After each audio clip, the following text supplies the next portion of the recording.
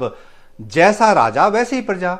जैसे धामी सरकार ने उत्तराखंड में एक ही झटके में कई जगहों के नाम बदल डाले, तो उनके इस फैसले को सही ठहराने का जिम्मा अब उनके समर्थकों और उनकी पार्टी से जुड़े नेताओं और उनके कार्यकर्ताओं पर आ गया।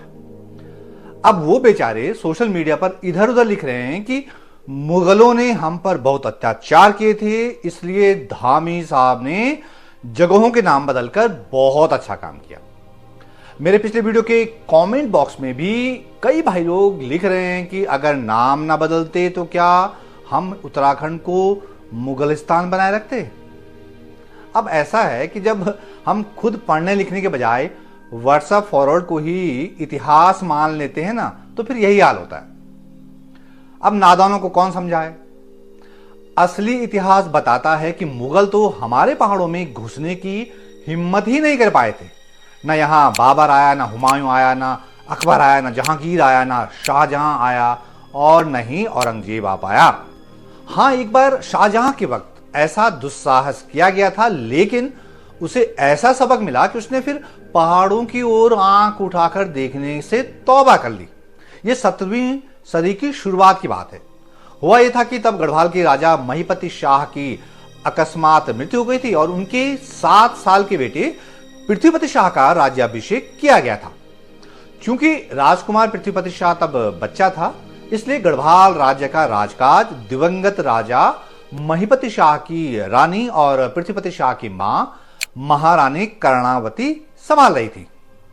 मुगल बादशाह शाहजहां ने मौका ताड़ लिया। उसने क्या किया कि मुगल सेना को गढ़वाल राज्य पर धावा बोलने के लिए भेज दिया।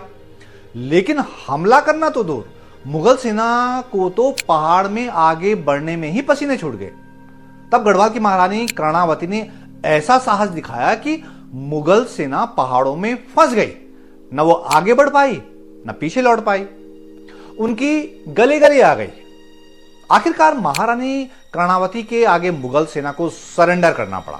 कर्णावती ने इस शर्त पर मुगल सैनिकों की जान बख्शी कि सबको अपनी नाक कटाकर देनी पड़ेगी।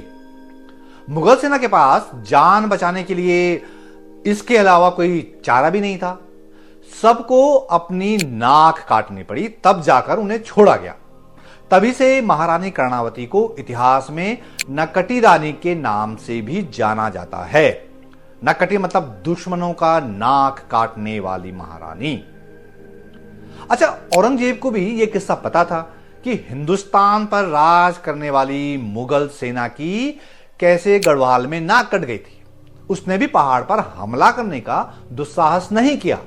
लेकिन एक बार औरंगजेब से जान बचाने की खातिर उसके बड़े भाई दारा शिकोह का बेटा यानी औरंगजेब का भतीजा शहजादा सुलेमान शिकोह आगरा के किले से भाग गया। वो इसलिए भागा कि क्योंकि उसका चाचा औरंगजेब उसकी जान के पीछे पड़ गया था। वजह यह थी कि मुगल बादशाह शाहजहां बूढ़ा हो चुका था और उसने अपने बड़े बेटे दारा शिकोह को अपना उत्तराधिकारी घोषित कर दिया था। यह बात औरंगजेब को बहुत नागवार गुजरी।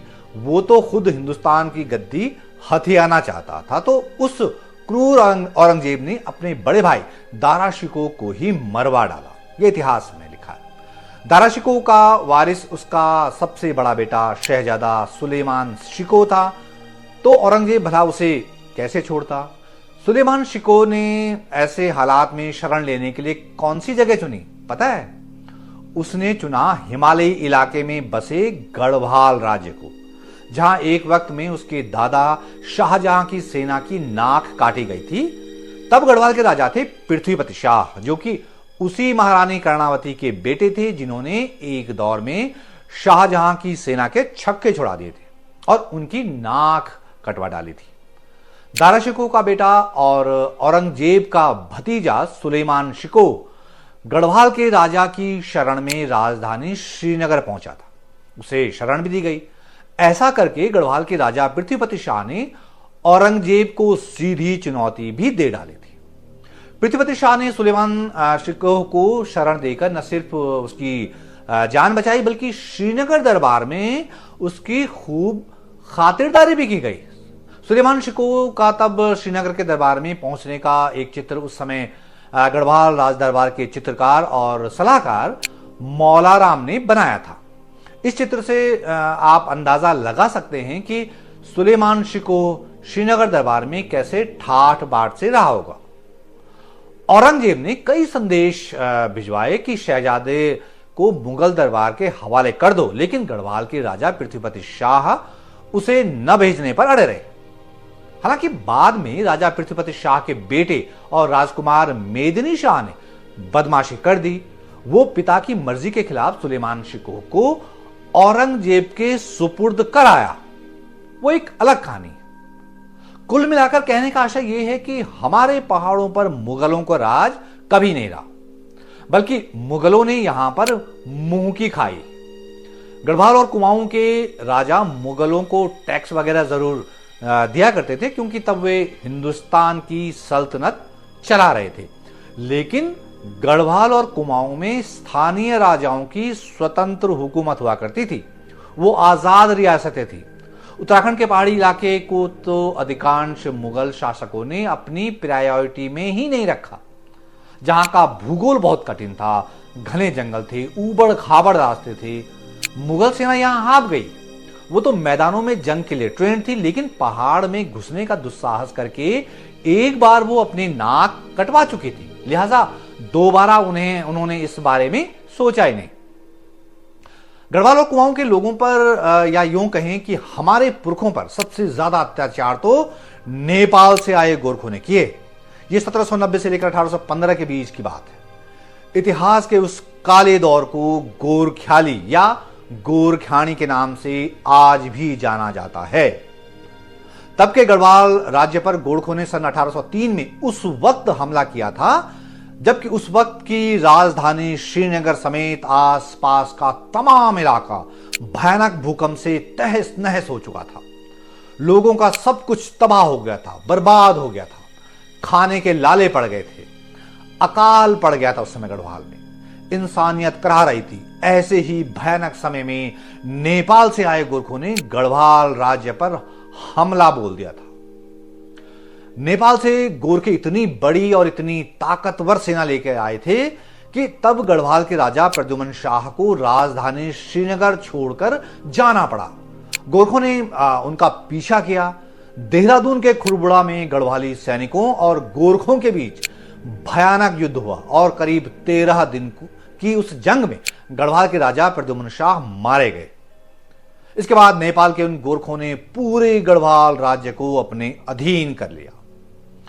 18वीं सदी के आखिर में गोरखों ने पहले कुमाऊं पर कब्जा किया और उसके बाद गढ़वाल पर भी उन्होंने हुकूमत की।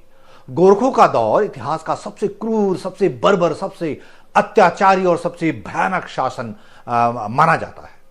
यह 19वीं सदी के दूसरे दशक यानी 1815 तक चला। हमारे पहाड़ के लोकगीतों में उस गोरख्याली का जिक्र आता है। हमारी लोक कहावतों में उसका जिक्र आता है। बहुत सी किताबों में इस बारे में बहुत कुछ लिखा गया है।